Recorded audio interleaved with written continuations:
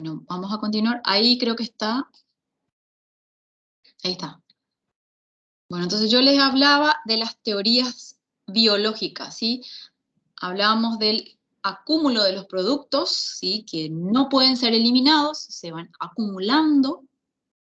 ¿Y qué sucede con esto? Son las sustancias de la lipofucina y degeneración basófila de la célula, que es lo que se va acumulando, acumulando, acumulando, y no, al no ser soluble, hace que muera la célula. Las teorías genéticas. O sea, esto es muy claro, ¿sí? Que la manera en que envejece la familia. Doutora, Sí. permisso novamente. Agora a pantalla não está aparecendo. A ver.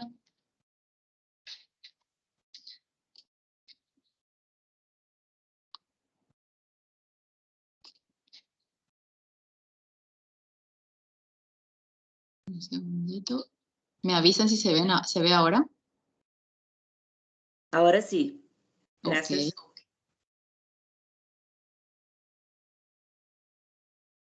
Bueno, entonces volvemos a la anterior. Bueno, les decía que aquí se acumulan las células, el acúmulo de sustancias como la liposucina y la degeneración basófila que hace que la célula vaya muriendo. Bueno, y la teoría genética, que es un claro factor importante, determinante en el proceso del envejecimiento, aunque no hay un conocimiento exacto del mecanismo involucrado, ¿sí? Esta teoría se basa en el código genético de cada individuo, ¿ok?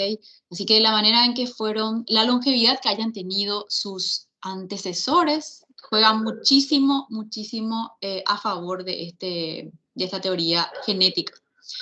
Se encuentra escrito, entonces, dentro de las muestras de la célula, cuando uno empieza a envejecer. Entonces, se propone que la causa del envejecimiento está en la información genética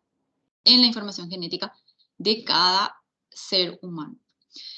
La otra teoría es el envejecimiento programado. Esta teoría sostiene que los cuerpos envejecen de acuerdo a un patrón de desarrollo normal establecido en cada organismo, ¿sí? El cual está preestablecido por cada especie. Esta teoría de envejecimiento programado uno ya nace con esto, con esta programación, o sea que de hecho ya está predeterminado. Bueno, esta es una ruleta súper importante que ustedes están obligados en conocer, ¿sí? Que cuáles son los factores involucrados entonces en el envejecimiento. Como pueden ver acá en el centro de esta rueda está digamos, el feto que luego va desarrollándose, y estos son los mecanismos implicados, ¿sí? Los mecanismos implicados en el envejecimiento. Entonces, la inestabilidad genómica. La anfitriona del envejecimiento son los telómeros, ¿sí? El acortamiento de estos telómeros, la alteración epigenética, digamos, la proteólisis de las proteasas, esta inestabilidad, esto celeste que ven acá, son producidos por defectos acumulativos en los genes que con el tiempo se van, digamos, acumulando, así como hablamos de la teoría de la acumulación de desechos, por causas intrínsecas y por causas extrínsecas, ¿sí? Por una propia alteración genética del ser vivo y por las causas extrínsecas, lo que uno va adquiriendo de afuera, ¿ok? El acortamiento de los telómeros es una de las teorías más sostenidas. Como les dije, esto que está en verde es las alteraciones de las epigenéticas, ¿sí? La pérdida de la proteólisis, que no es que se eliminan estas proteínas defectuosas, es porque el acúmulo de estas proteínas causan patologías asociadas al envejecimiento. la alimentación juega un papel fundamental, ¿sí? La disregulación en una alimentación juega un papel fundamental. La disfunción de las mitocondrias, ¿sí? Esa disfunción mitocondrial que hoy día está siendo muy, muy investigado, ¿sí? La senescencia celular, la muerte celular programada y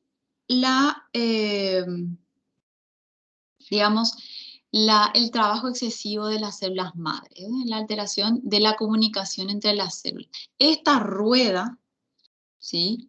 Esta rueda es una de las ruedas, teorías más importantes implementadas por este español investigador en el envejecimiento, Carlos López Ontín, que en el 2013 propuso esta rueda, ¿sí? Esto es lo que ustedes deben conocer en cuanto del capítulo más importante es esta rueda. Entonces pasamos a todas estas teorías y la teoría social vamos a hablar, no vamos a profundizar, pero para tener una idea que esta perspectiva, una teoría social que expone, ¿sí? Que el envejecimiento está expuesta a sufrir y a acumular una serie de pérdidas, ¿sí? Las pérdidas sensoriales, las pérdidas sociales, las motoras, etcétera. Esto lo que hace es reducir la autonomía funcional del paciente y disminuye su competencia, ¿ok? Esa es la teoría social. La teoría de la actividad, esta es una de las teorías sociales más antiguas y fundamentalmente se centra en el rol del individuo, ¿sí? Como articulación principal entre lo psicológico y lo social.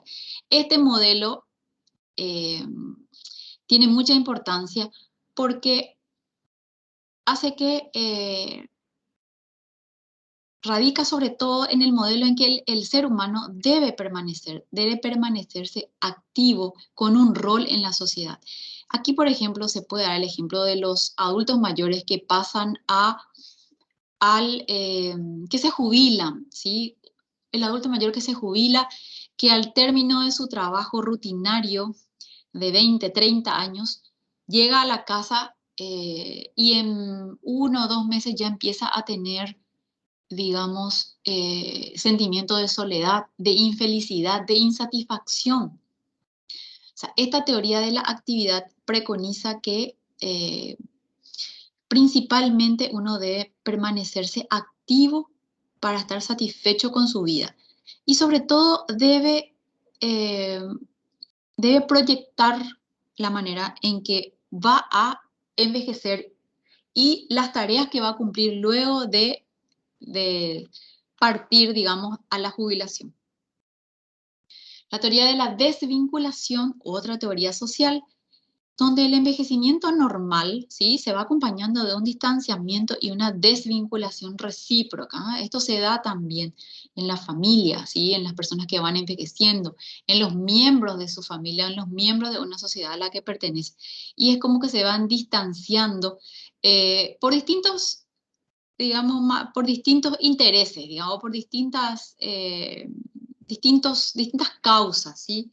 Ya sea por el mismo interesado o por los otros miembros de este sistema. Sobre todo es el distanciamiento. La teoría de la desvinculación empieza entonces con una reducción de las actividades. Esta reducción de las actividades tiene que ver con la competitividad y con la productividad. Bueno, en nuestra sociedad que cada vez digamos que preconiza que la juventud es más activa, que la juventud es mucho más productiva, que puede rendir más a nivel laboral, a nivel de competitividad, culturalmente hace que se produzca esta desvinculación en el adulto mayor, ¿sí? También está dado por los estereotipos culturales, los prejuicios en los adultos mayores, en la sociedad en la que se desenvuelve, ¿verdad? Esto está muy arraigado en nuestra sociedad, sobre todo a nivel de Latinoamérica, donde esta teoría yo creo que juega un rol fundamental a la hora digamos, valorar el grado de afección de nuestros adultos mayores, de nuestros padres, de nuestros abuelos, ¿sí? O sea que es una teoría que hay que tenerla en cuenta y hay que ir rompiendo los estereotipos para que no trabaje mucho sobre la reducción de las actividades en los adultos mayores. La teoría de la continuidad también es una teoría donde el producto o la manera de vivir, de pensar y de actuar desde que uno nace hasta el inicio de la etapa de la vejez, por ende, a medida que uno va envejeciendo, hay algunos rasgos y algunas características centrales de la personalidad que se van acentuando más y más y más. Ustedes, esto es muy frecuente de ver, ¿sí? Van ganando peso los valores previamente mantenidos, ¿sí? Esto se ve muchísimo, muchísimo, y probablemente si ustedes hacen un análisis dentro mismo de su entorno familiar, puede que esta teoría puedan, digamos, aflorar en su medio, en su entorno, ¿sí? Entonces, esta teoría afirma que no hay una ruptura radical entre la edad adulta y la tercera edad. Se basa sobre todo en el paso a la vejez, ¿sí? En una prolongación de experiencias, de proyectos y hábitos de vida. Esta teoría de la continuidad, entonces, lo que firmemente el peso que tiene es el paso y la prolongación de las experiencias y los proyectos y hábitos de vida, ¿sí? La personalidad y el sistema de valores se mantienen prácticamente intactos. Insistir entonces en la posibilidad de continuidad, llevando el estilo de vida habitual. Sin embargo, tratando de incorporar nuevas actividades, nuevos conocimientos, que eso hace parte de la plasticidad neuronal. La teoría psicológica, tampoco vamos a dar un pantallazo así, como para que tengan una idea de estas teorías, donde estas teorías se centran sobre todo en el aspecto cognitivo de la personalidad y de las estrategias de manejo, ¿sí? La principal tarea de la persona es entonces comprender y acentuar su propia vida. Utiliza su gran experiencia para hacer frente a los cambios personales. Esta teoría psicológica de Erikson esto lo habrán visto en psicología, donde se integra el yo versus la desesperación. En el último estadio de las edades de Erikson se plantea que, digamos, que todo desarrollo de vida, lo que pudo haber sido y lo que debería haber hecho en forma distinta, ¿sí? La última etapa, según Erikson, a los 80 años, abarca de los 60 hasta la muerte, ¿sí? Esto es lo que más o menos se maneja entre la última etapa y donde la crisis final de Erikson culmina con la virtud de la sabiduría, ¿sí?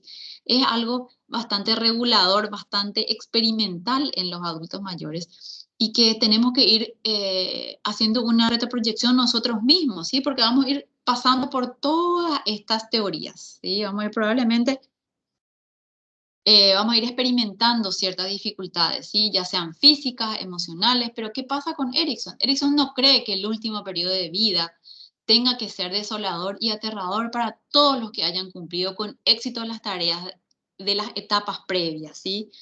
Y sobre todo, esta teoría, las teorías de la integración y la desesperación, es una de las teorías que se utiliza mucho a la hora de realizar las terapias con los adultos mayores, ¿sí? Existen varias terapias que ayudan a hacer una retrospección de la última etapa de vida, ¿sí? Depende de la línea psicológica a la cual estamos orientando al adulto mayor, ¿sí? Pero siempre, siempre es intentar que el adulto mayor, ¿sí? Que estos estereotipos formados culturalmente se vayan rompiendo en el transcurso de este tiempo, ¿sí? Los cambios biológicos, físicos, psicológicos influyen en todo el proceso del envejecimiento, que es lo que vamos a ver después. Los cambios biológicos, desde el punto de vista biológico, el envejecimiento, entonces, es la consecuencia de la acumulación de gran variedad de daño molecular, de daños celulares. Todo lo que yo siempre pongo en rojo es lo más importante, ¿sí? Así que es importante que los fijen, porque son conceptos básicos que deben manejar, ¿sí? Entonces, a lo largo del tiempo, estos daños moleculares y celulares lleva a un descenso gradual de toda la capacidad física y mental, con el aumento del riesgo de enfermedades y finalmente a la muerte. Este cambio biológico es aquí donde nosotros debemos saber detectar que este cambio biológico está sucediendo en una persona, ¿sí? No hace falta que tenga 80, 90 años, hay que hacerlo preventivamente. Estos cambios biológicos hay que detectarlos entre los 40 y 50 años, porque estos cambios no son uniformes y no son lineales. Así que la detección precoz, como en todo, ¿sí? En medicina, es sumamente más barato y es sumamente más alentador para un envejecimiento exitoso. Los cambios físicos, estos son cambios sin patologías, digamos, sin hipertensión, sin diabetes, los cambios fisiológicos que se van viendo en el adulto mayor. ¿Qué sucede con el iris? El iris siempre van a poder visualizar que se va decolorando el iris, ¿sí? La pupila se va encogiendo y la córnea, por ejemplo, es un poco menos sensible, ¿sí? Generalmente la coloración del cristalino es un poco más opaco y amarillento. El tímpano, ¿qué es lo que sucede en el oído de un adulto mayor? El tímpano se va engrosando, ¿sí? Probablemente es un cambio digamos, un cambio en la audición bastante preponderante que agudiza mucho lo que es el aislamiento, y este aislamiento, el autoaislamiento, porque no escucha bien el adulto mayor, también tiene un peso fundamental en su desarrollo, ¿sí? En su rol en la sociedad, en su rol con la familia, en sentarse a hablar un domingo con la familia. ¿Qué sucede con el adulto mayor que se autoaísla? Algo está sucediendo, entonces no hay que estigmatizarlo, hay que intentar detectar qué es lo que está sucediendo. Y a veces es este el problema, ¿sí? Es un trastorno en la audición, ya no escucha bien, como ya no escucha bien el adulto mayor, entonces se retira, se retrae y así se va autoaislando. ¿Qué sucede con los huesos? Los huesos se van poniendo un poco más porosos y hay mucha rigidez en las articulaciones.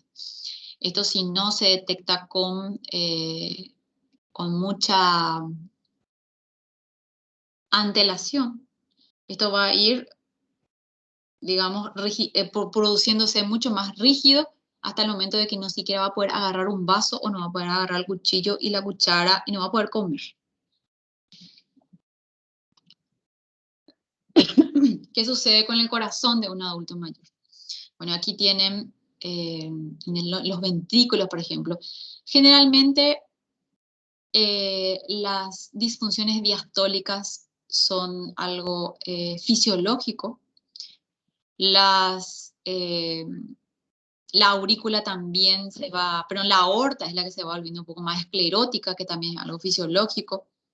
La fibrosis de los ventrículos, ¿sí? Probablemente haya algunas células necróticas o que van muriendo de los miocitos. Existen áreas isquémicas que pasaban desapercibidos, ¿sí? Que no fueron detectados clínicamente, pero sí por ahí se puede valorar en un electrocardiograma.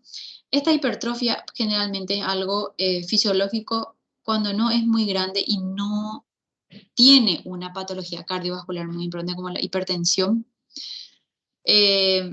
Los cardiomiocitos también se van hipertrofiando y se produce una fibrosis.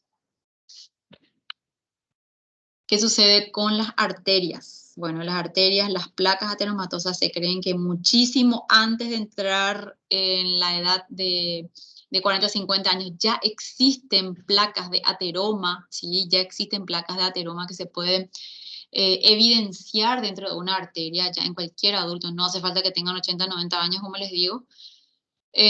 Así que este es un cambio que se ve muchísimo antes de llegar a la adultez. Existe también fibrosis, hay una infiltración del músculo liso dentro de esta capa que pueden ver acá, ¿sí? La rigidez de la arteria por algún tipo de isquemia que ha sufrido esta arteria, la producción de óxido nítrico va disminuyendo, hay una estrechez de la arteria, ¿sí? Lo que se produce se va estrechando estas células endoteliales que ven aquí, van muriendo. por falta de, digamos, de desuso. Lo que van perdiendo es el tono y la masa muscular. Ustedes pueden ver aquí el aspecto de un adulto mayor que se mantiene todavía autónomo, pero cómo va perdiendo la masa muscular. ¿Cómo se puede visualizar eso? Porque se visualizan las costillas, el deltoides, todavía tiene un poco de masa muscular, pero esta masa muscular va a ir perdiéndose si uno no va entrando o detectando de manera con mucha antelación, como les dije, ¿sí? Los cambios sociales, y lo que sucede sobre todo en la sociedad es que la sociedad misma orilla al individuo, al adulto mayor, a dejar de lado ciertos roles que antes había desempeñado, ¿sí? Sus oficios, las profesiones. Entonces hay que, digamos, hay que enlazar al adulto mayor a las nuevas tecnologías. Hay que enseñarles, hay que mostrarles, no hay que encasillarles con mucha paciencia. Ellos deben manejar la tecnología. Es necesario que ellos estén, que la sociedad vaya de la mano con el envejecimiento, ¿sí? No que el adulto mayor, digamos, sea desplazado de la sociedad por no desempeñar ciertos roles, sobre todo tecnológicos. La disminución o ausencia de la actividad social no es que aparece en forma repentina.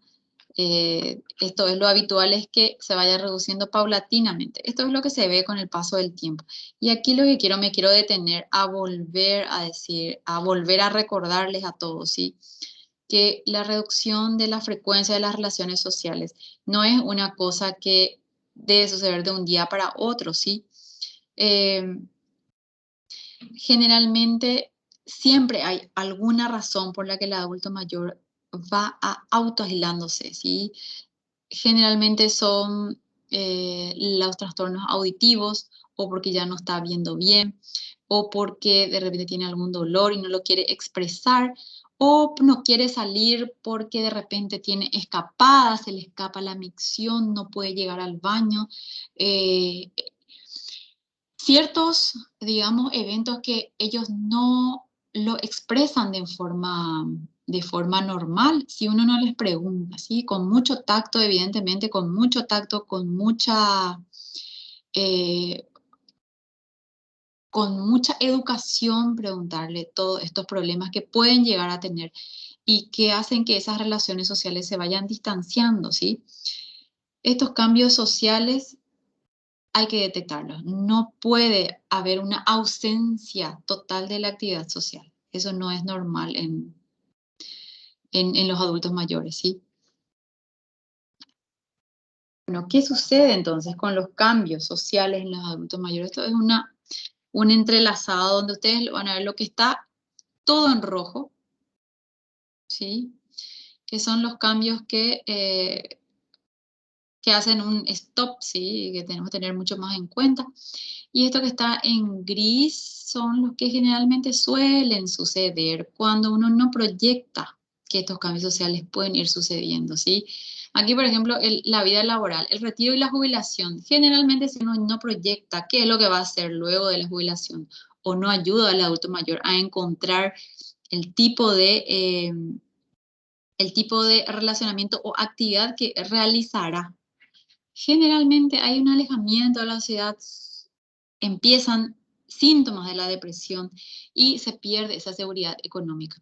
O sea, la jubilación es una etapa que debe ser de júbilo, así como dice la palabra, jubilación, de júbilo, digamos, de aprovechamiento, de alegría.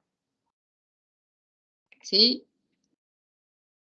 ¿Qué sucede con esta jubilación? A veces hay demasiado tiempo, hay mucho tiempo libre. No se programaron, no hicieron un plan de actividades para realizar el del día a día, ¿sí? Este cambio hace que haya un sentimiento de inutilidad, esto lleva a la baja autoestima.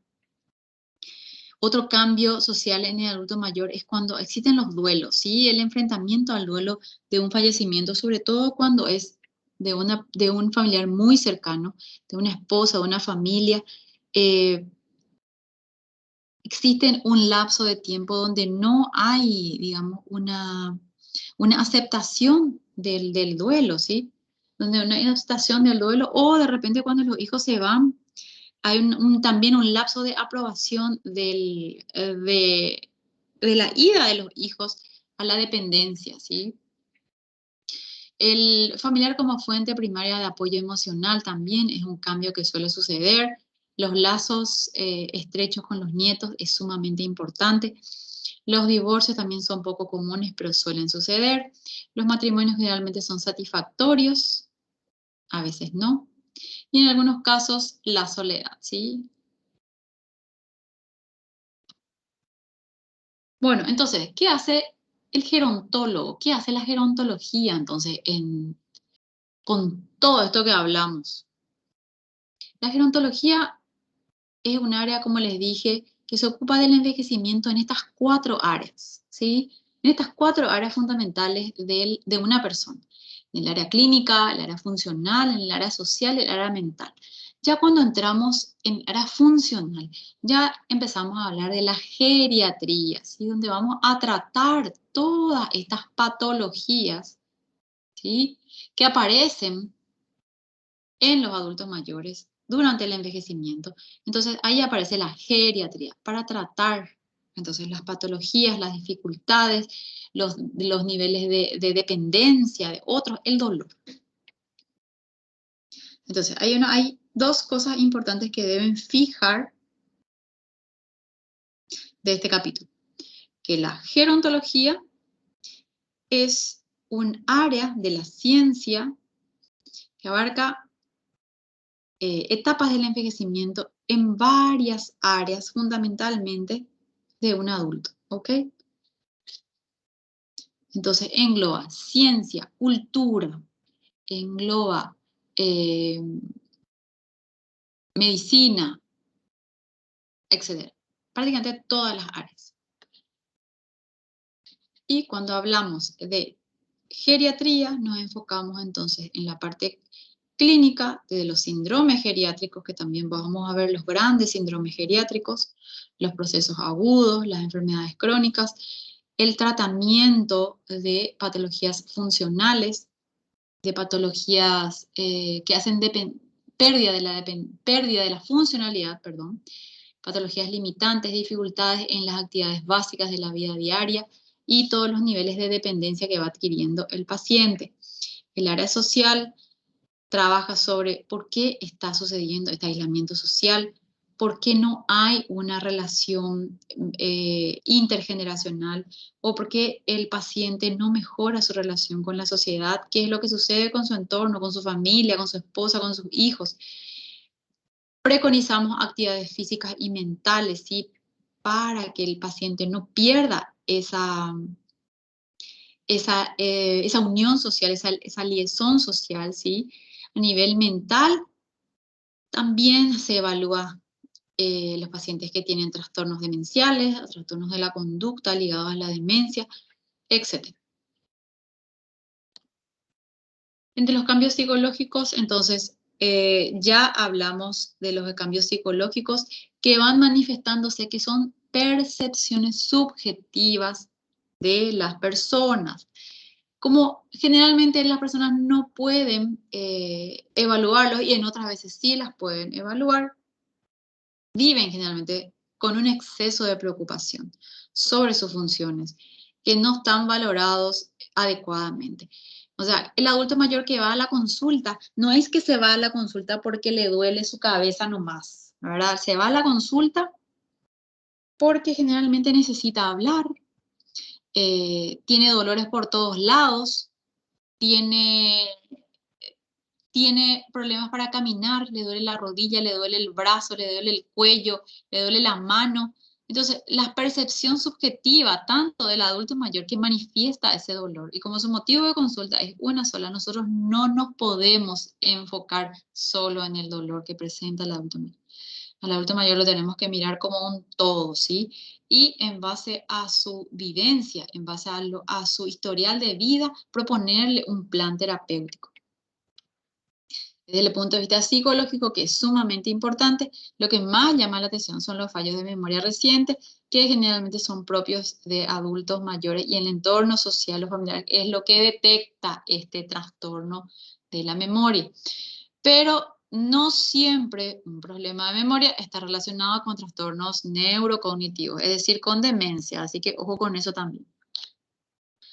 La autoestima se encuentra asociada con la salud, con las actitudes hacia el envejecimiento, con la satisfacción de su vida pasada. O sea, la autoestima aquí juega un valor fundamental en cuanto a lo psicológico, ¿sí? Entonces es bueno tener un índice de adaptación de acuerdo a las circunstancias. Y aquí este índice de adaptación a circunstancias difíciles que fueron pasando los adultos mayores se pueden llamar la capacidad de sobresalir, ¿sí? De enfrentar una pérdida, de enfrentar la viudez, su capacidad de resiliencia, ¿sí? La resiliencia, que es una palabra que se utiliza muchísimo en geriatría, la capacidad de resiliencia del adulto mayor está dada por su autoestima, por la buena autoestima que tiene, ¿sí?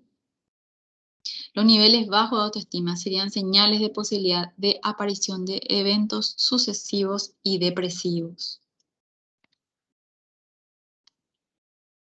Los programas y las campañas a nivel nacional, a nivel regional, a nivel continental, deben fomentar entonces la autoaceptación de esta etapa de la vida, ¿sí?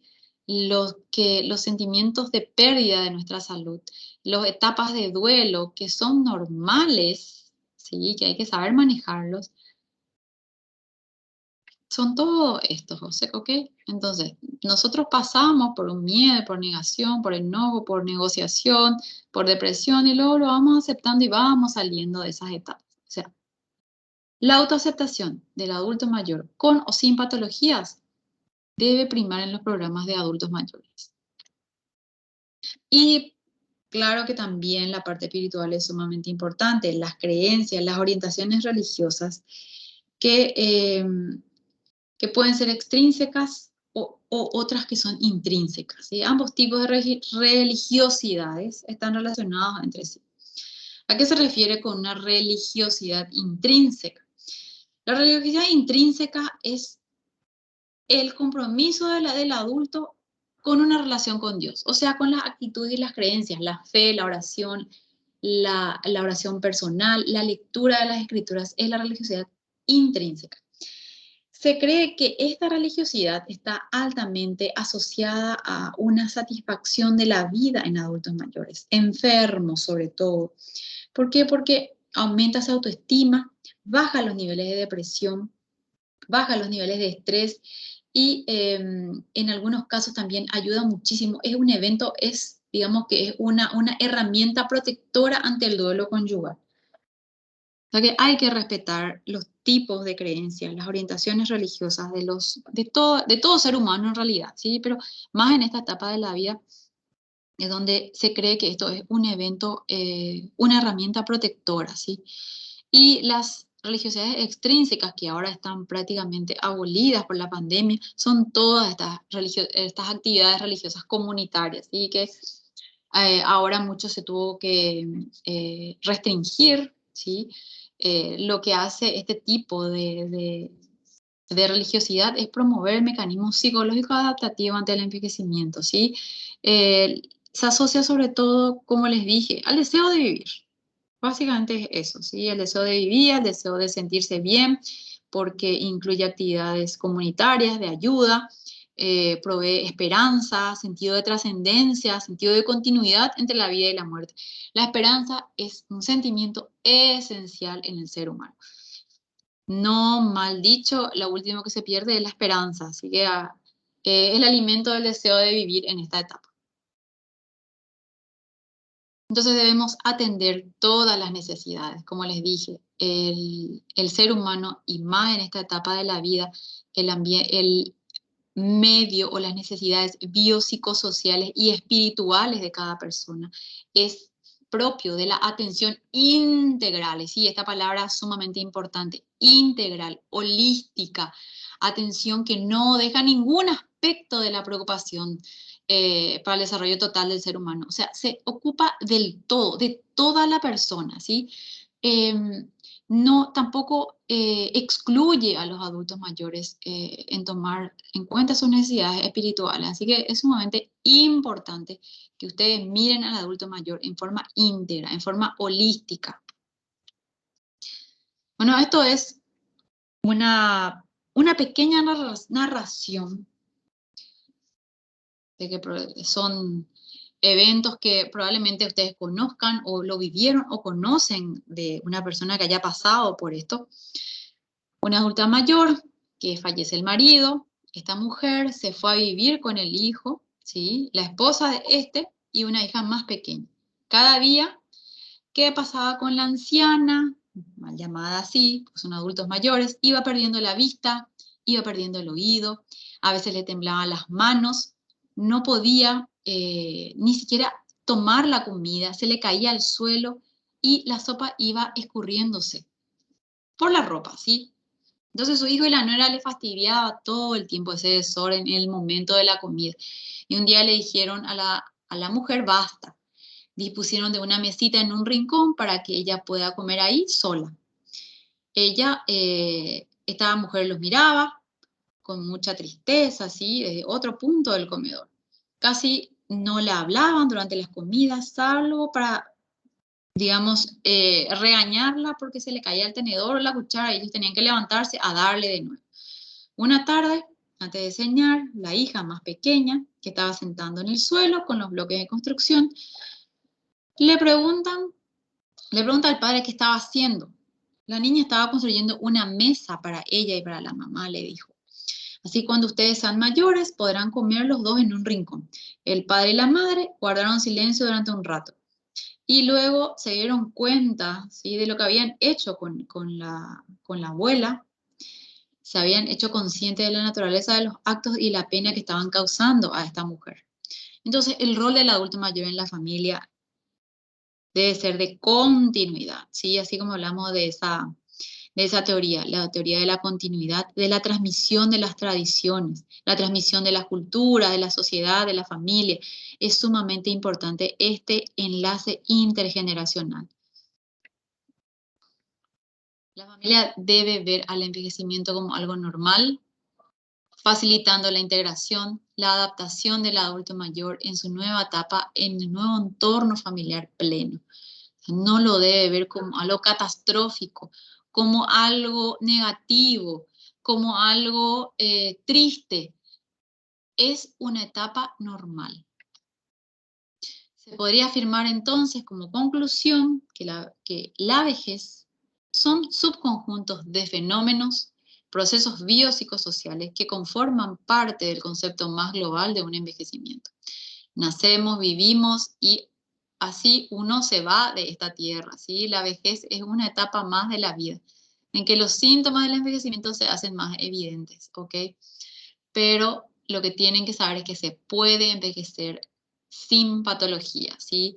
Esta es digamos, una concepción que se ha luchado muchísimo por años, gerontólogos, geriatras de todo el mundo, de toda Latinoamérica, hasta ahora, hasta el año pasado, donde la OMS había declarado que uno tenía que envejecer en forma saludable, envejecimiento exitoso, y ahora le quieren meter al envejecimiento dentro de la clasificación internacional de enfermedades, ¿verdad? Una cosa aberrante, una decisión totalmente descabellada por la OMS. Es una etapa más de la vida. ¿Ok? ¿Alguien tiene algún comentario? ¿Algo que quiera compartir? ¿Les pareció interesante? ¿Les pareció aburrido? ¿Tenían conocimiento de algo sobre este tema, del envejecimiento?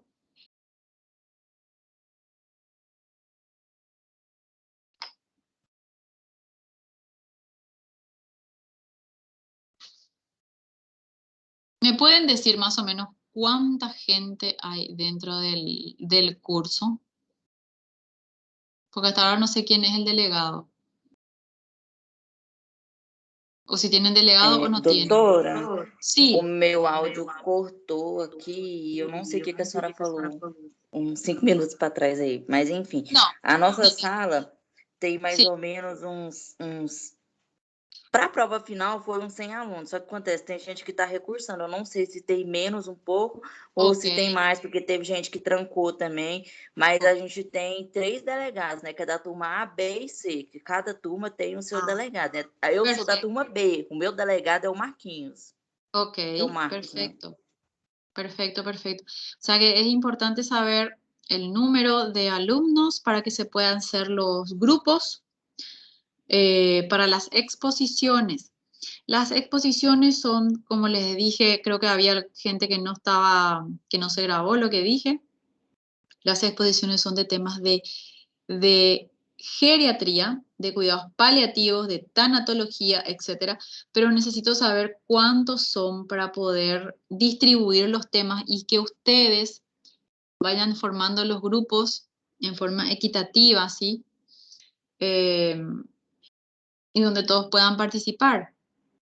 Porque esto es el trabajo que vale 10 puntos, ¿sí? Es el trabajo de exposición sobre un tema que yo les voy a dar. Pero bueno, que lo que desearía es que se ponga en contacto conmigo el, el delegado del grupo. A ver, parece que me escribió alguien.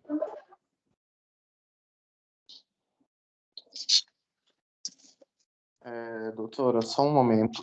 O Sí, delegado do nosso grupo, ele já não está mais. O ok. vice, eu acho que provavelmente também nem assistiu a aula hoje. Eu acredito, vou mandar mensagem no grupo da turma para que a gente reeleja algum outro delegado, porque no caso a gente está sem Ok, a turma do A. muy bien. Las indicaciones para el trabajo, voy a subirlo a la plataforma y bueno, ahí después, lo que pasa es que no van a estar los temas porque son varios temas. Pero bueno, voy a poner ahí en la plataforma las directrices, las indicaciones para hacer el trabajo.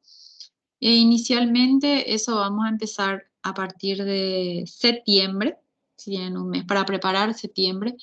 Como les dije, tiene que ser una exposición corta donde todos deben hablar, todos deben aportar alguna idea sobre el tema, deben tener idea de lo que se habló, que no sea algo leído, que sea como un tema de discusión sobre todo, así que no sea muy, muy leído. Lo importante es que entiendan el tema, no es leerlo nada más. Y bueno, yo creo que ya saben que las Doutora, clases, sí, sobre o número de alunos, a gente tem dividido, só para a senhora ter noção mais ou menos, a gente tem dividido os grupos de prática, que são das ok. matérias anuais. A gente tem 15 grupos e esses grupos são mais ou menos de 10 alunos. Tem alguns que têm menos, tem uns 7, outros têm 11, mas é mais ou menos nessa faixa, para a senhora ter noção de quanto seria. Y Mas a más o gente já menos tem o grupo pré-definido de 15 alunos. 15. Normalmente, quando passam trabalhos assim, a gente usa esse mesmo grupo. Y ese 15 se puede dividir en dos, porque 15 es mucho. Generalmente el grupo que estábamos trabajando son de 4 a 5 integrantes, máximo. Porque 15 es mucho. Porque son muchos, son varios los temas que hay que investigar para que todos puedan hacer el trabajo. Entendi. Então, a princípio, a gente ¿Eh? já pode ir pensando na ideia de uma divisão de 5 alunos por grupo. Exactamente, entre 4 a 5 máximo. Y, Certinho. E a senhora precisa que passe esse nome desses alunos para a senhora até quando? y tienen 2 a 3 semanas para, 2 semanas inicialmente, 2 semanas para enviar el listado de los grupos y en un día hacemos la distribución de los temas. O sea, yo voy a hacer en una tarde y les envío por correo. Por eso es importante que tengamos al delegado también en el grupo. Doutora, vamos fazer assim, então, que eu acho que vai ficar melhor para a senhora e para a gente. Essa semana, como eu falei para a senhora, está todo mundo meio desorientado por causa de prova final. E como o Carlos falou, eles estão sem delegados. A senhora Ok. poderia fazer a gentileza para nós de deixar essa semana a gente mais solto e semana que vem, provavelmente, eles já teriam se organizado com o delegado e a gente conversa? Claro, totalmente, sin problema. Pode Sin ser, que aí fica um pouco mais fácil para a gente. Muito obrigada. Ok, gracias por tus acotaciones, Flaviane, muy oportuna, gracias. Bueno, vamos a empezar en 3 minutos la última clase, que es más corta, es mucho más corta. Un ratito.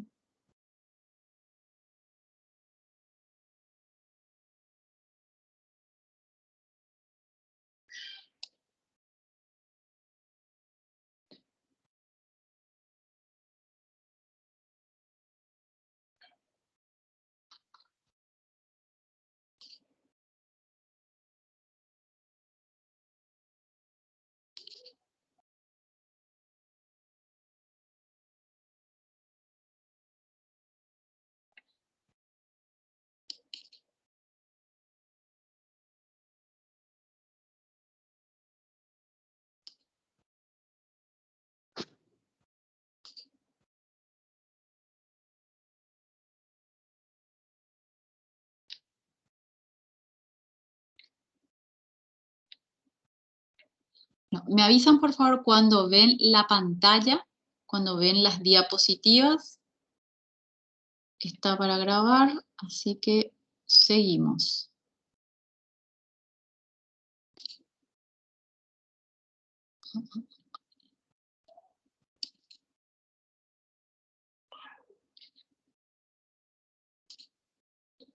¿Se ve?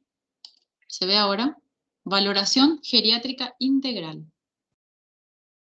Não, doutora, tá vendo só os arquivos da senhora abertos aí, que a senhora selecionar o arquivo ainda. A ver, un segundito, vamos a sacar otra vez.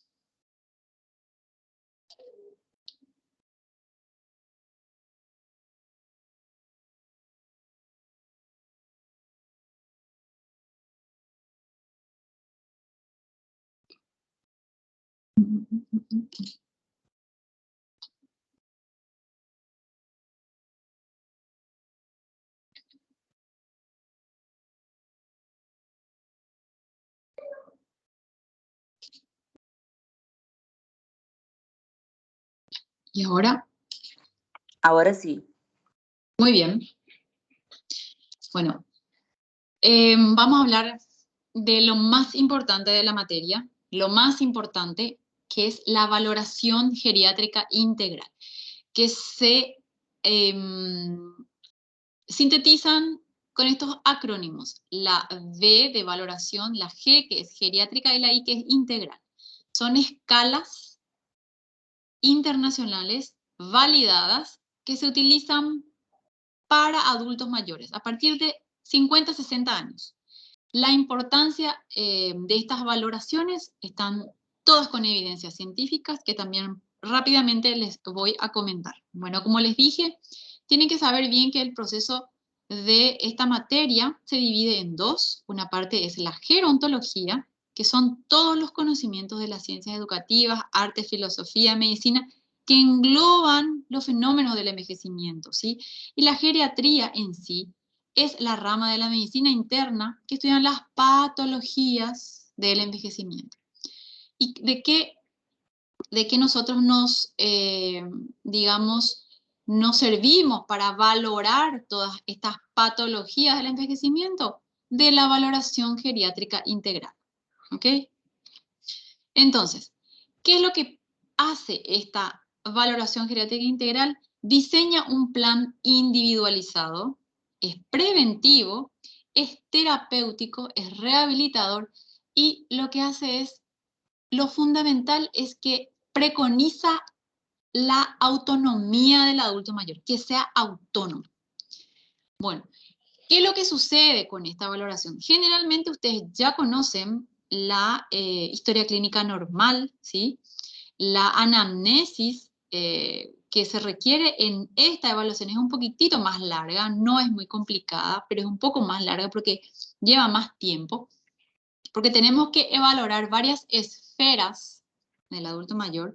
Debemos recoger todos los antecedentes personales, familiares, los diagnósticos previos, los síndromes geriátricos que vamos a ir viendo, las hospitalizaciones previas, las cirugías que hayan tenido, todos los medicamentos que antes tomaban, las dosis, preguntar sobre reacciones de algunos medicamentos y último, relatar su enfermedad actual, ¿ok? Entonces, la exploración física se comienza siempre observando el estado general del paciente, se toma todo por escrito, se hace una exploración topográfica como tal. Aquí es importante que el geriatra solicite el permiso al adulto mayor de tomarle notas. Yo le pido permiso al adulto mayor, le digo, señora María del Sagrario, en este momento necesito tomar notas de su historial médico con su autorización. Y ella dice, ok, sí, no, no quiero, prefiero no. Entonces, lo que se hace es pedirle siempre la autorización.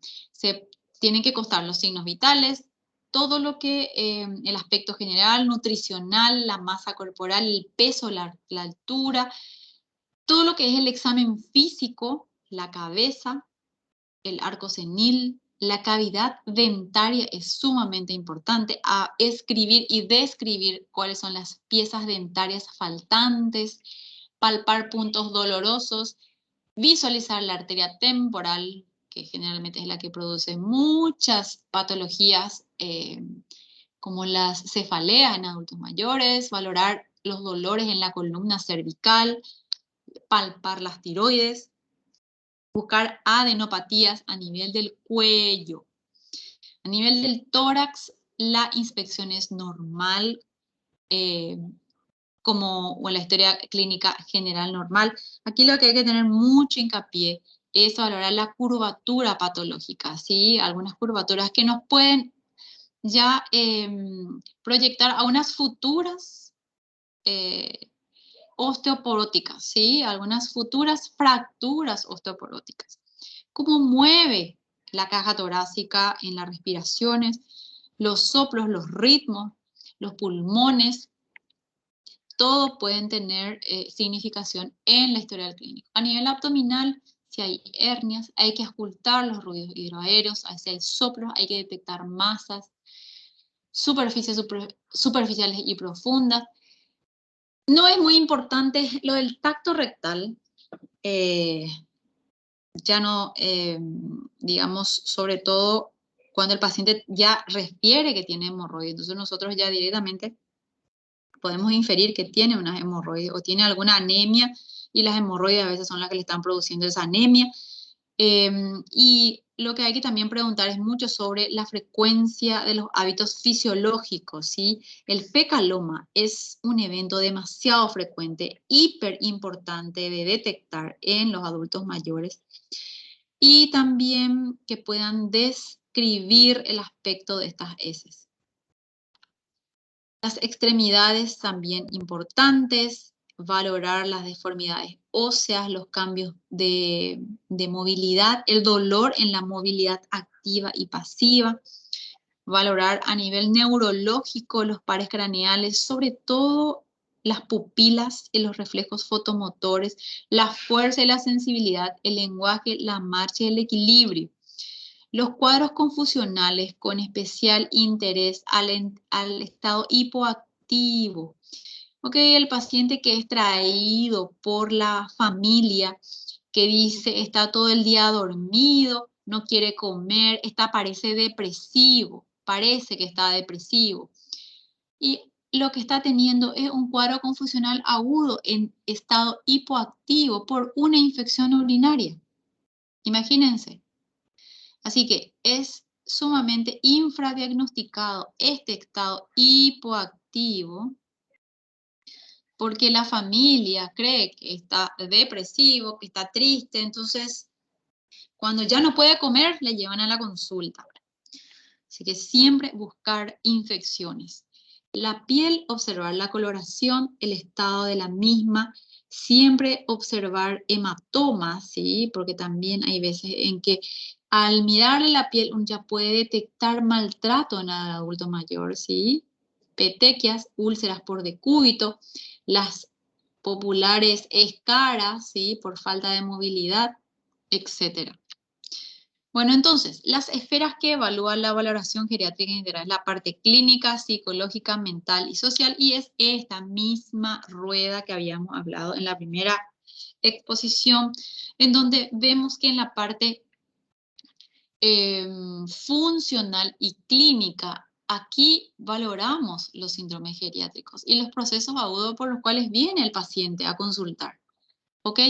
También valoramos la fragilidad, ¿sí? El paciente que es robusto, que existen criterios para valorar al paciente frágil, prefrágil y robusto, que también vamos a ver que es un capítulo totalmente, un capítulo muy importante, la fragilidad en el adulto mayor.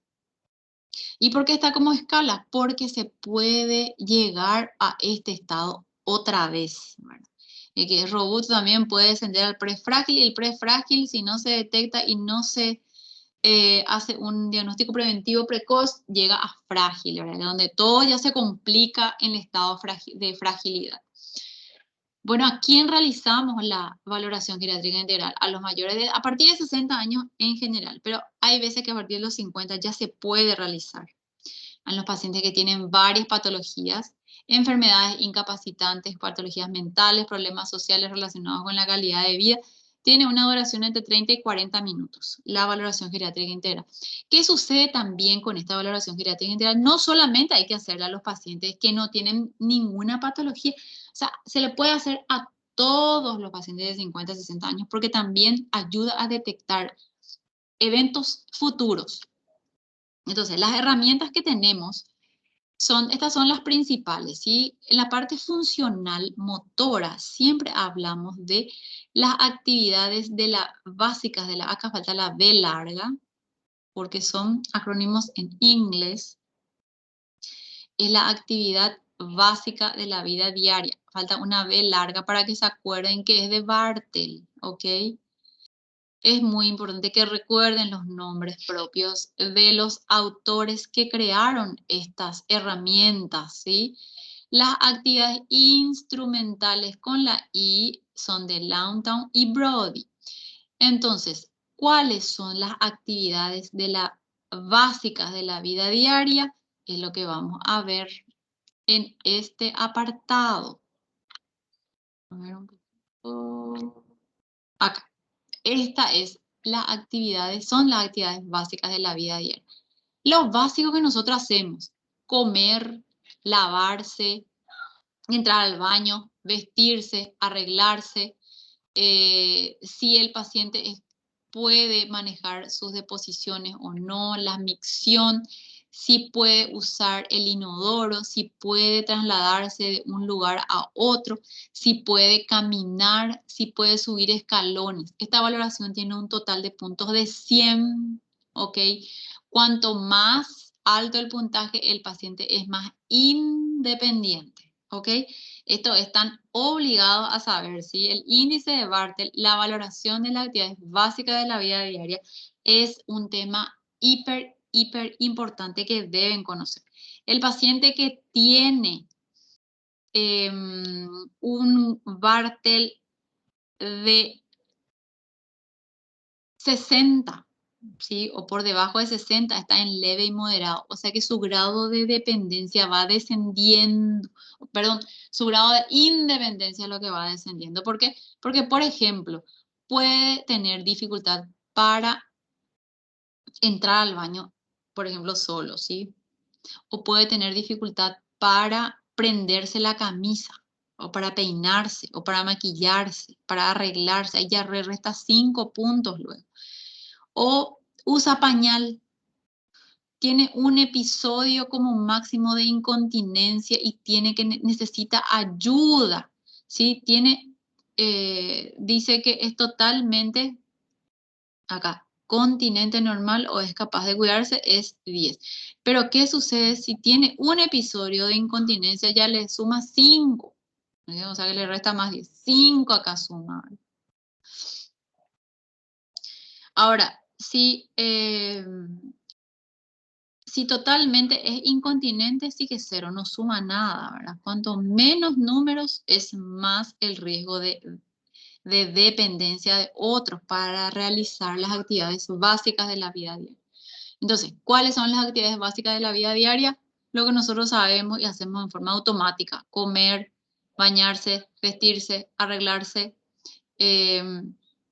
la capacidad de deposiciones, de la micción, el usar el inodoro, la capacidad de moverse sin la supervisión de otro, de la cama al sillón, la capacidad de caminar. Acá se valora en 50 metros y si es totalmente independiente para subir y bajar escalones. O sea, eso es algo básico.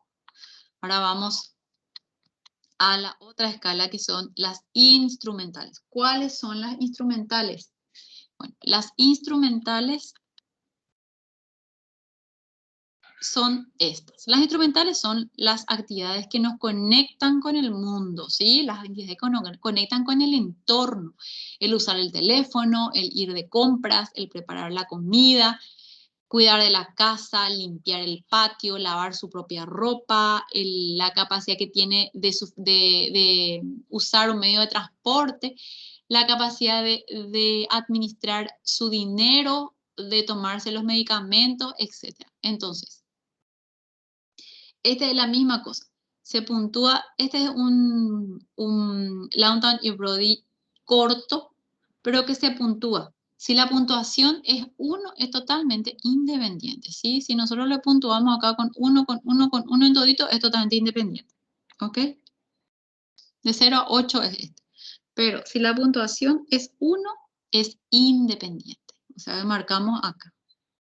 Puede usar el teléfono, puede ir de compras, puede preparar la comida, puede lavar su ropa, no usa medio de transporte, 0, toma los medicamentos, por ejemplo, es dependiente, acá 0, utiliza su dinero, independiente. Entonces sumas todos los 1 y cuanto más puntos, más independiente para las actividades instrumentales. O sea, son actividades que conectan con el mundo y con el entorno. Vamos al otro. Bueno, las escalas de la esfera mental. La escala de la esfera mental. A nivel mundial existen muchísimas escalas, ¿sí? Las escalas que te valoran la depresión, que te valoran la cognición, las escalas que realizan un depistaje. Esto no es diagnóstico, es también lo que tienen que aprenderse bien, que estas escalas son depistajes, no son diagnósticos definitorios. Ninguna de estas escalas no da el diagnóstico definitorio, sino nos da un depistaje, ¿sí? El Yesavash, que es el GDS, tiene una escala de 5, hay escala de 15 y hay de 30, ¿ok? Esto es lo que le dije, el GDS es de la depresión. El Mini Mental Test o el Mini Mental Test, que es la cognición, es un test para el depistaje precoz de las demencias. El CAM es un depistaje para las confusiones agudas. Es la Confusion Assessment Method. Y este que está en rojo es un test de 4 preguntas para pacientes que ingresan en un hospital o en el consultorio que ya tienen un diagnóstico de demencia, pero probablemente estén con un cuadro de delirio. Qué difícil, ¿verdad? Un paciente que ya tiene demencia y viene a la consulta porque la familia le nota raro, ¿verdad? La nota raro, está muy excitado, está de repente muy dormido o fluctúa, no duerme de noche. Este es un test que se puede realizarle a esos pacientes. El 4AT es un test de depistaje de pacientes con demencia que tienen un evento probable de delirium o síndrome confusional agudo, ¿verdad? Que es la otra manera de llamar. La esfera social incluye la escala del cuidador o la escala del fardo o de Sarit, que se realiza a la persona que cuida a un adulto mayor. La esfera mental se realiza el Mini Nutritional Assessment, que son preguntas de escala de depistaje de la nutrición, ¿sí? La marcha y el equilibrio se valora con la escala de Tinetti, que valora riesgos de caídas. La escala del Norton, que es una escala que se utiliza muchísimo a nivel hospitalario, valora el riesgo de escaras. Entonces, aquí valora el estado general del paciente en una columna, en el siguiente el estado mental, la actividad física, ¿sí? La movilidad, si el paciente se mueve, está muy disminuida, está muy limitada su movilidad o está inmóvil en 1. Se valora también la incontinencia. Si no tiene ninguna incontinencia, si tiene una ocasional incontinencia, si tiene incontinencia urinaria solamente o si tiene doble incontinencia urinaria y fecal, se puntúa como 1. Entonces acá, en esta escala de Norton, sumamos también. Si el estado del paciente es bueno, se puntúa 4. Si el estado mental es alerta, se puntúa con 4. Si su actividad, él ingresa caminando o está caminando, se puede hacer en el consultorio o en internados también, se puntúa como 4. Si se mueve solo, se puntúa como 4, y si no hay ninguna incontinencia, con 4. Entonces acá tenemos 1, 2, 3, 4, 5, tenemos 20 puntos. Acá ya, cuando es mayor a 14, ¿tiene un riesgo mínimo o no existe riesgo de desarrollar escaras? Entonces, el riesgo de escaras en un paciente adulto mayor se valora con la escala de Norton y que a partir de menos de 14 el riesgo es moderado, ¿sí? Este ya hablamos. Sí, este es lo mismo que este, ¿verdad? Y este es el cribado del el estado nutricional del adulto mayor, que tiene 4 preguntas demasiado sencillas, ¿sí? Que debe conocer todo aquel trabajador que atiende a adultos mayores. Debe saber que existe este cribado del Mini Nutritional. Se le pregunta al paciente si ha perdido peso, si has comido menos por falta de apetito, problemas digestivos, dificultades en la masticación en los últimos 3 meses. Esto todo engloba, ¿sí? Sobre todo la pérdida de apetito, nosotros buscamos anorexia, ¿sí? No anorexia, si hay, moderada, severa, etc. Si perdió recientemente peso en menos de 3 meses, se puntúa más o menos. Por ejemplo, no hay, se puntúa como 3, se pone acá 3. La movilidad del paciente, por ejemplo, es una autonomía en el interior y sale de su domicilio o solamente va de la cama al sillón y no se mueve. Ahí, si no se mueve, solamente su movilidad es de la cama al sillón, del sillón a la cama, se puntúa como 0, ¿sí? Tiene casi o nula movilidad, pero sin embargo, si el paciente sale de su casa, se puntúa como 2. Ahora, se le pregunta si ha sufrido alguna enfermedad o situación de estrés psicológico en los últimos 3 meses. Si es sí, se puntúa con 0, si es no, se puntúa con 2. Si hay un problema neuropsicológico, si tiene un diagnóstico, una depresión moderada o grave, de acuerdo a eso se puntúa con 0,1. Si no tiene ni una sola problema psicológico, se lo puntúa como 2. Acá, si nosotros no tenemos forma de medir el índice de masa corporal en un adulto mayor, si no tenemos forma de hacer eso, pasamos directamente a medir con una cinta métrica la circunferencia de la pantorrilla, ¿sí? La pierna. Entonces, esta circunferencia de la pantorrilla sustituye a la índice de masa corporal, ¿sí? Si no pudiste contestar esto, entonces pasás a la circunferencia de la pantorrilla. Y esto es demasiado, tiene una alta especificidad en cuanto al riesgo de malnutrición en el adulto mayor, porque cuanto es menos de 31, ¿sí? significa que su riesgo es bastante alto, ¿sí? Pues nos sumamos, pues, puntos. Cuanto más 0 es nuestra puntuación, estamos más en riesgo de malnutrición, ¿ok? Esto es demasiado importante que sepan, muy importante. La circunferencia de la pantorrilla es sumamente específico para el depistaje, no es diagnóstico. Eso es lo que quiero que recuerden. No es diagnóstico, es depistaje de la malnutrición en adultos mayores. Bueno, yo les hablaba del mini nutritional. Perdón, eso fue el anterior. El mini nutritional es este. Este es la esfera mental que evalúa la parte del mini mental test. El mini mental test es un test que se creó ya allá por 1980, 75, 80 más o menos por Folstein.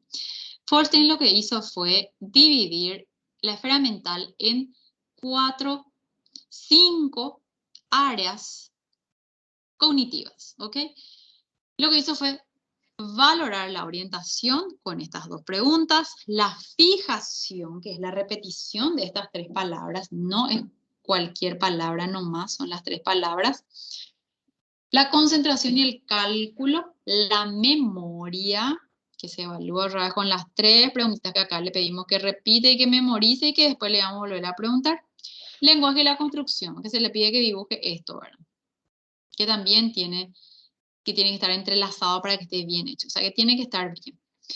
Bueno, ¿cuáles son las preguntas que le hacemos a la adulto mayor para saber si está orientado en el año, estación, mes, días de la semana, etcétera?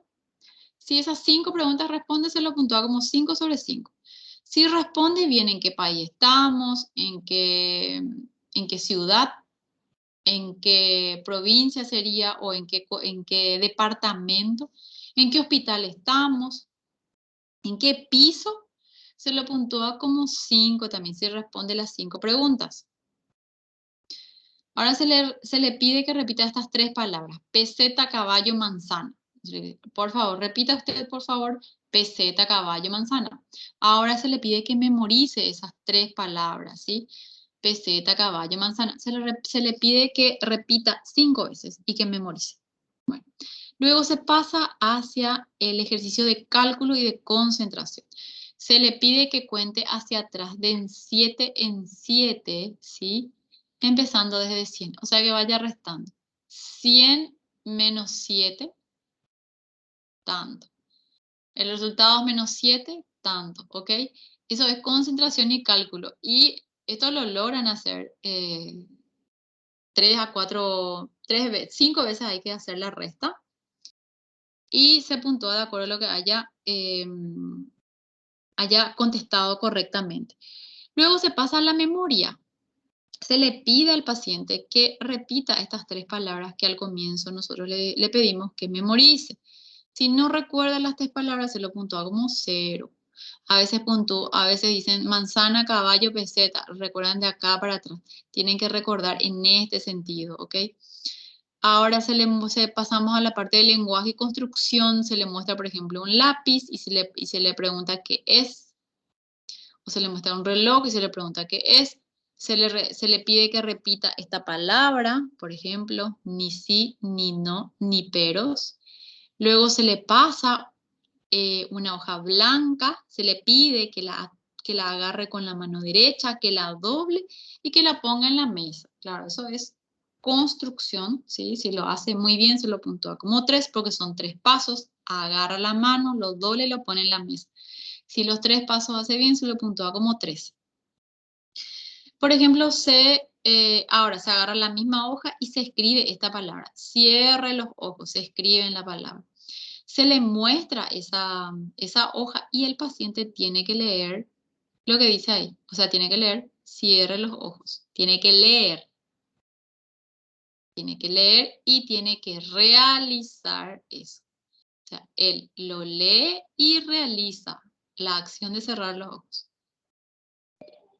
1. Y tiene que escribir una frase que tenga sujeto, verbo y predicado. Si puede escribir una frase con sujeto o una oración, generalmente la mayoría hace frase u oración, se lo puntúa como 1. Y tiene que copiar este dibujo. Si hace bien el enlazado de este hexágono, pentágono, perdón, se lo puntúa como 1 y se lo puntúa como un total, ¿verdad? Generalmente, cuanto más puntos, ¿sí? No existe trastornos cognitivos. A partir de 24, 25 sobre 30, nosotros ya podemos inferir que estamos ante un trastorno cognitivo. Y esta es la escala de Yesavage de la depresión, ¿sí? Esta es una escala de 15 preguntas. Son preguntas muy íntimas, no muy íntimas, pero muy profundas en el sentido de que sobre todo se basa en cómo se siente el paciente, ¿sí? En su vida, en sus actividades, en la manera en que él está pensando, cómo se siente. Y de acuerdo, no voy a leer todo tampoco, pero de acuerdo a cómo vaya contestando sí o no, se va encerrando en el círculo y luego se cuenta, ¿verdad? Cuando un paciente, en este caso, nos da un resultado de depistaje, esta es la escala más cortita, que es la que más se utiliza en consultorio, porque como no podemos tomar mucho tiempo en realizar todo el test, utilizamos el de 5 preguntas nomás, que es un poco más corto. Pero cuando acá nos aparece más sí, o sea, si nuestra puntuación es 2 o 3, nosotros debemos derivar al paciente a una neuropsicóloga para que realice el mismo test, pero de 30 preguntas, ¿sí? Y realiza otros test más. Todos son los test que engloban la parte cognitiva y la parte emocional, humoral del paciente, ¿sí? No solamente va a ser el Yesavage, que va a buscar signos de depresión, sino también va a ser la escala del mini mental, la escala de las 5 palabras, la escala de la ansiedad también va a ser, etc. Entonces, nosotros utilizamos los test más cortos. Si nos sugieren que hay una depresión o un trastorno cognitivo, hay una sugerencia, debemos derivar a la neuropsicóloga, a las psicólogas que realizan los test psicométricos bien estandarizados y más detalladamente. Esta es la escala de valoración sociofamiliar, la escala de Fardo, la escala de valoración social, donde se evalúa toda la situación del adulto mayor, sociofamiliar sobre todo del adulto mayor. Se evalúa su situación, su vivienda, su apoyo social, ¿sí? Entonces, a ver, no, este no es. Ah, y el cuestionario de Frail. Nosotros, si se acuerdan, primera parte, nuestra esfera, cómo valoramos la fragilidad. Entonces, con la escala de Frail. Esta escala, perdón, esta escala fue valorada, fue verificada y aceptada en el 2011-2012, donde Frail tiene estos acrónimos, ¿sí? Nosotros hacemos simplemente preguntas, ¿sí? Al paciente si está fatigado. Si la pregunta es sí, se puntúa como 1.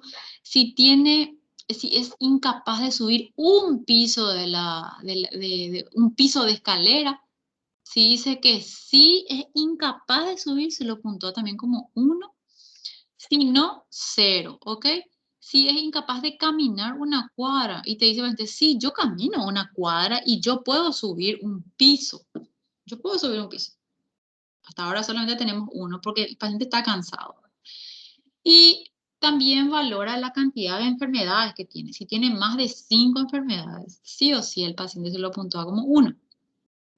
También valora el peso, la pérdida de peso de más del 5% de su peso en los últimos 6 meses, que generalmente es un poco complicado valorar en ellos porque te dicen que sufrieron una pérdida brusca de peso, pero en muy pocos casos el paciente que viene a la consulta te dice, sí, yo perdí en 2, 3 meses 2, 3 kilos, bueno, pero que no, es tampoco mucho, ¿verdad? Pero generalmente si ya tiene 2, si el paciente tiene 5 enfermedades y el paciente está cansado, ya está en estadio prefrágil, ¿ok?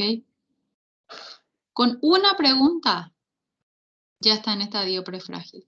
Con 2 preguntas, con 2 respuestas de estas preguntas, está también prefrágil. Ahora, si ya tiene 3 respuestas positivas en estas preguntas, ya está frágil el paciente. Ojo, hay que sacarlo de este estado de fragilidad, ¿ok? Bueno, ¿por qué es importante realizar esta valoración geriátrica integral? Porque tiene demasiada importancia en el contexto hospitalario, en las visitas domiciliarias, en las consultas. Este es un estudio Sepúlveda, es un estudio que se hizo en Estados Unidos en 1984, donde ellos compararon la atención hospitalaria normal y la atención geriátrica, por ejemplo, una valoración geriátrica. ¿Qué es lo que vieron? Que al realizar una valoración geriátrica integral, disminuía la mortalidad en un 24% al año, ¿ok? También disminuía la institucionalización o digamos, el que la familia lleve a asilos de ancianos, a residencias de adultos mayores en 27%, ¿sí? También disminuía la rehospitalización en un 35%, a 17 versus 23 días. O sea, los días de rehospitalización disminuyeron. Porque la valoración geriátrica integral lo que detecta son cosas que tenés que ir resolviendo, ¿sí? Cosas que puedes resolver, cosas que no se puede resolver en un adulto mayor. También se vio los costos disminuyeron. Aquí al año, de entre 22.000 versus 28.000, estos en dólares, ¿sí? Y también que aumentaron sus actividades básicas de la vida diaria, ¿ok? Porque se pudo dar un plan terapéutico individualizado y dirigido a lo que nosotros queremos mejorar en el adulto mayor. Entonces, las actividades básicas de la vida diaria aumentaron en un 42% versus 24% en un año. O sea, es mucho más beneficioso realizar una valoración bien hecha que una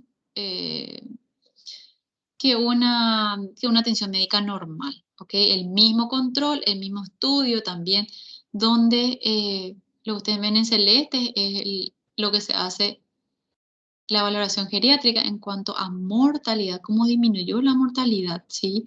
A partir de los 12 meses hasta los 36 meses versus el grupo control, que también recibió una atención clínica normal sin realizar una valoración geriátrica. La mortalidad también disminuye. Esto no salió bien. Esto es un metaanálisis sobre el efecto de la autonomía funcional. Este es el efecto de las visitas preventivas a domicilio, ¿sí? Y el riesgo de entradas a servicios hospitalarios en función de la característica del paciente. ¿Qué quiere decir esto? Este fue un estudio que se hizo donde juntaron todos los estudios donde decían cuántas visitas es lo que hay que realizar al adulto mayor en el domicilio para impedir que vaya a un hospital. Y este fue el resultado. Cuando nosotros tenemos, esto es visitas de 0 a 4 visitas. De 0 a 4 visitas, de 5 a 9 visitas, estadísticamente significativo. Todo lo que está acá es una disminución de entrada hospitalaria. Y aquí, todo lo que cae en esta columna es el riesgo de admisión, o sea, de ingreso hospitalario. O sea, esto es de ingreso hospitalario y esto es reducción de admisión hospitalaria. O sea, cuanto más está de este lado de la columna, es menos la posibilidad de ingresar al hospital. O sea, si vos le haces 9 visitas en promedio a un adulto mayor, esto es en número de visitas 9, es más reducida la posibilidad de que ingrese al hospital, ¿ok? Es más significativo a partir de 5 a 6 visitas. Y estos son toditos los estudios que se hicieron desde el 84, 2000, 94, 2000, donde ellos valoraron que a mayor visita a domicilio, menos riesgo de ingreso hospitalario. Esto es lo mismo, ¿eh?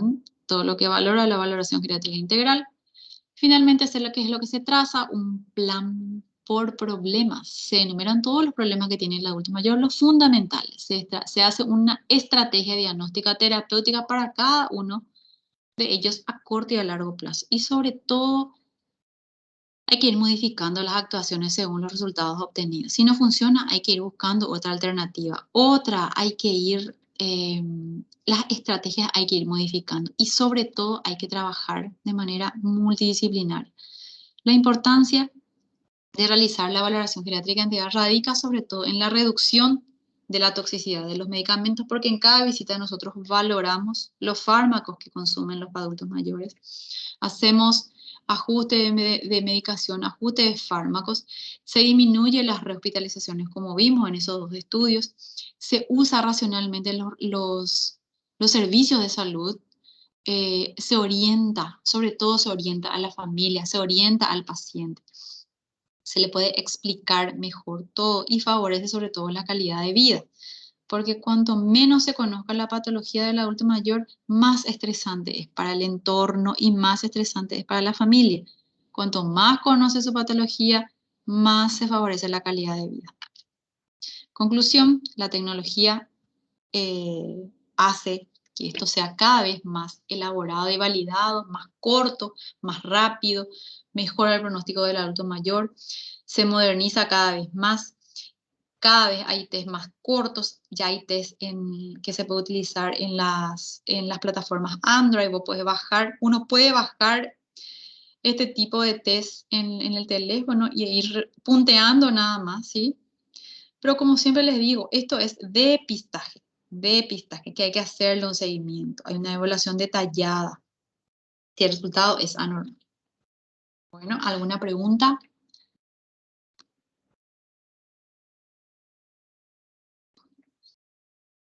Bueno, si no tienen ninguna pregunta, nos vamos a encontrar el lunes y el martes, que serán las siguientes clases, a las 13 horas.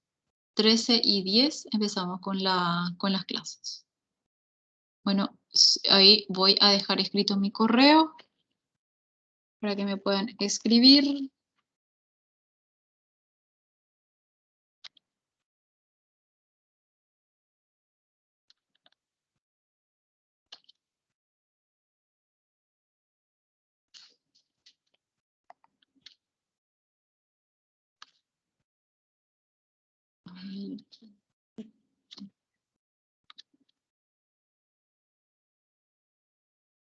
En contacto conmigo. Ay, no se fue todo mi correo.